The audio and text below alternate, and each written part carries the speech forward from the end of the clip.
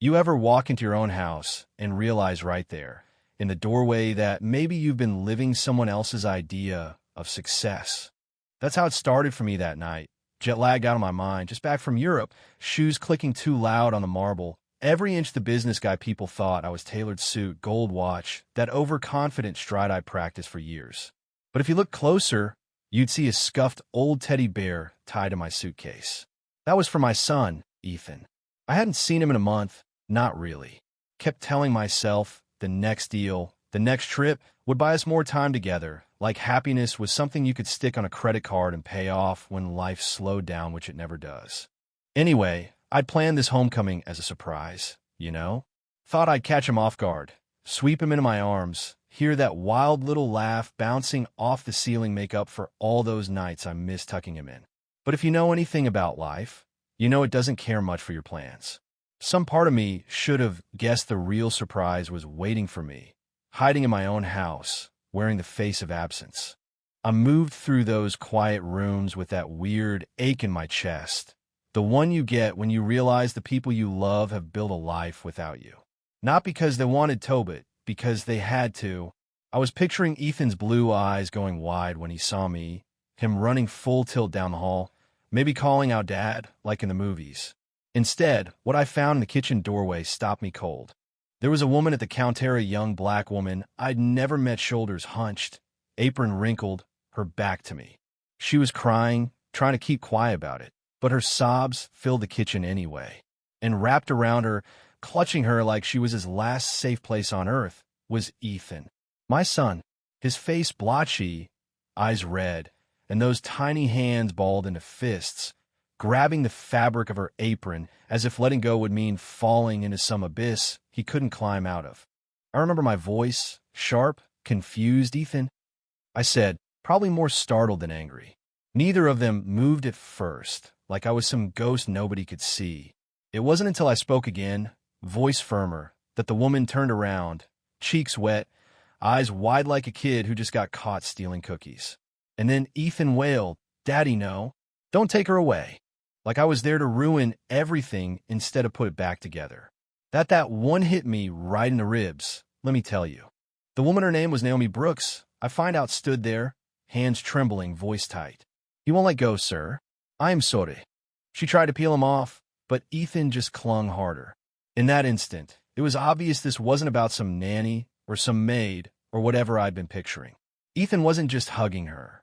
He was begging, in that wordless kid way, not to lose the only thing that kept his nightmares away. Naomi finally found her voice, still shaking.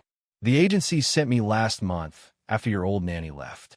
We spoke on the phone. You approved me." I tried to remember, had I?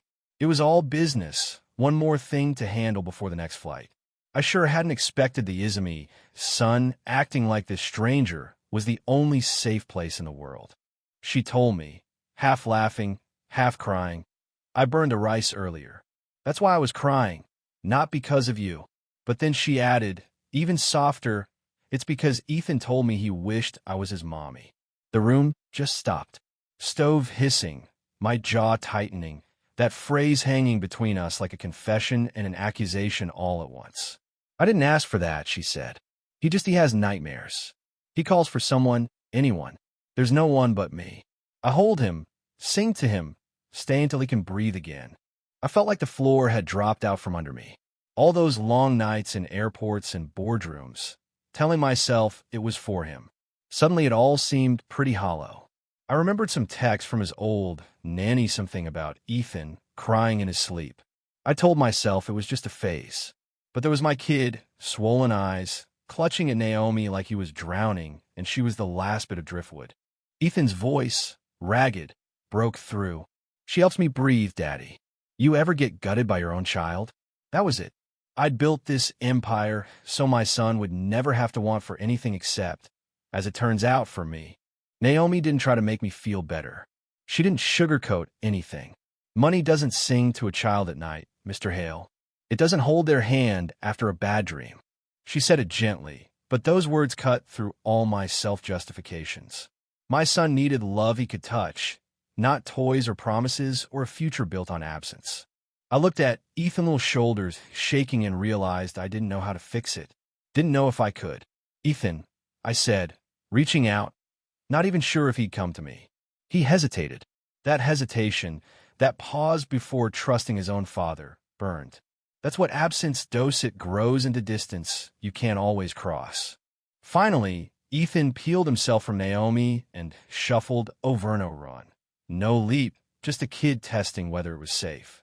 He let himself fall into my arms, slow and careful, and I felt how much I'd missed, right there in that trembling hug. "I'm so sorry, buddy," I whispered, meaning it in a way that didn't sound like any speech I'd ever given. "Don't make her leave," Ethan whispered back.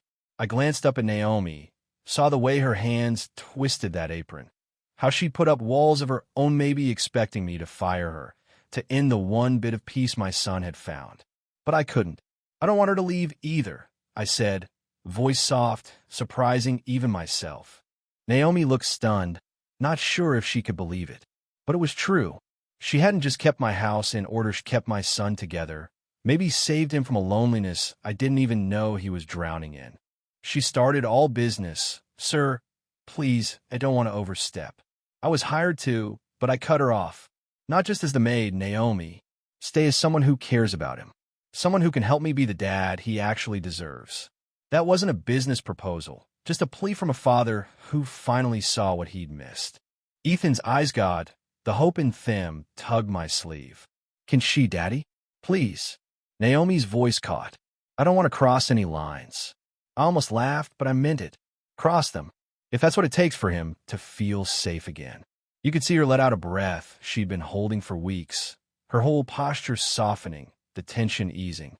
Right then, the pot on the stove boiled over, filling the room with the smell of burned rice, but none of us moved. Didn't matter anymore. What mattered was this small, fragile circle of father, a son, and a woman who'd held it all together when I was too busy chasing something I thought was important. I untied that old teddy bear from my suitcase and handed it to Ethan. "I brought this for you," I said, voice shaky. But what I really meant was, I should have brought myself. He hugged that bear and me together, and for the first time in weeks she didn't cry. Later, after Ethan had finally drifted off in my lap, I found Naomi wiping down the stove. She turned when she heard me, like she was bracing for bad news. "I know this wasn't the job you expected," I told her. She gave a tired little smile. "It's not, but it's the job I needed." I nodded, feeling humbled in a way no business deal had ever managed. "If you ever want to do something else, training, school, anything, I'll help. Just promise me you'll keep being who you were today." For him. She met my eyes, hers softer now, and said, "I couldn't stop if I tried." As I headed back to the living room, I paused. "Naomi, thank you for saving my son." She just nodded, turning back to the stove, a fresh pot of rice quietly simmering. "You want the truth? Love isn't measured by the size of the bank account or the number of hours you grind away for someone else's future. It's in the moments, the dinner table laughter, the arms that hold you after a nightmare, the simple act of being there when you need it most. It's messy, it's hard, and it doesn't come with a guarantee. So, I gotta ask, if you ever found out the hard way that what really matters isn't what you provide, but how you show up? That the smallest acts of love can mean more than a lifetime of sacrifice? Drop your story in the comments. I want to hear it. And hey, if this one hit you where it hurts or heals, you know what to do. Like, subscribe, and ring that bell so you don't miss the next story of love, redemption, and those second chances we all hope for.